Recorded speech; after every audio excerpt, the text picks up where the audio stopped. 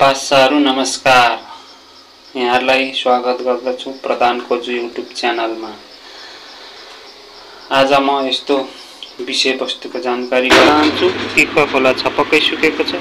So सुकेको खोला कसरी सुक्यो त जाति हो त्यो हेरिदिनु हुन अनुरोध गर्दै विषयवस्तुतर्फ लागौं साथीहरू।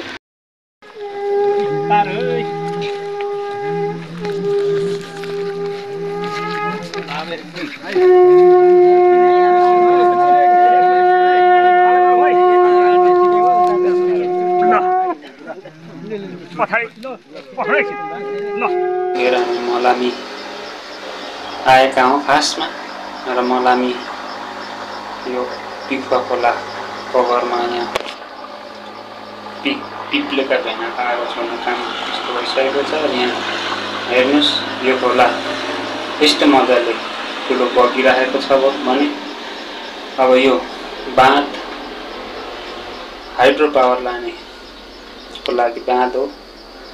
यो बाँधदेखि उँधोको अवस्था भनेको छ्याप्पै पानी सुकेको छ पिखुवा खोला। सो दृश्य यो भिडियो कैद मार्फत हजुरलाई म देखाउन गइरहेको छु। खोला कसरी सुक्यो त? त्यत्रो ठुलो खोला एउटा कुलोको माध्यमद्वारा गुम्बा हाइड्रो पावरमा लाने बाँधको कारण खोलो सुकेको छ। दृश्यमा हेर्न सक्नुहुन्छ। ल हेर्नुहोस्, यो बाँधदेखि छपक्कै पानी नै छैन। बाँधमा पानी थुनिसकेपछि यसरी खोला सुकेको दृश्य छ। ल हेर्नुहोस् खोलाको अवस्था साथीहरू। ल खोला यसरी सुकेको छ है साथी। खोला सुके पश्चात यो ढोका हो बाँधको र बाँधको ढोका पश्चात यहाँ रुङ्गालोहरू बस्ने ठाउँ।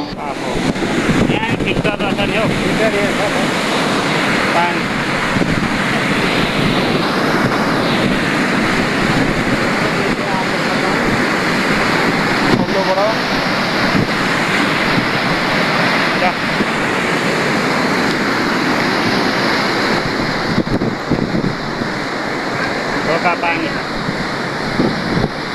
ओभरफ्लो जाने परबाट पिखुवा खोलालाई डाइभर्ट गरिएर गुम्बामा लगेर विद्युत उत्पादन गरिएको कारण पिखुवा खोलाको यो अवस्था भएको र छ्यापक्कै सुकेको अवस्था छ है साथी हो। धन्यवाद।